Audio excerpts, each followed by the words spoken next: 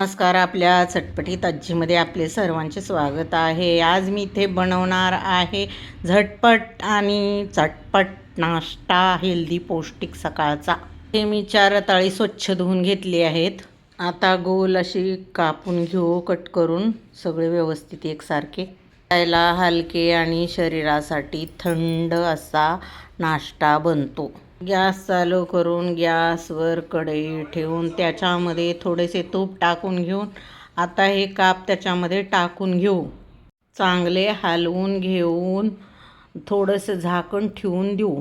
Share करा, like करा, subscribe करा, घंटीचं बटन दाबायला विसरू नका. हा नाश्ता तुम्ही एरवी पण खाऊ शकता, उपासाला पण खाऊ शकता. आता बघा छान वाफ आलेली आहे त्या आपल्या रताळाला. 2 ते 3 मिनिटात आपला नाश्ता तयार होतो. बघा आता इथे कसा छान वाफ आली आहे आपल्या रताळाला. बघू शकता तुम्ही. असे पण खाऊ शकता किंवा दूध गुळ घालून खाऊ शकता.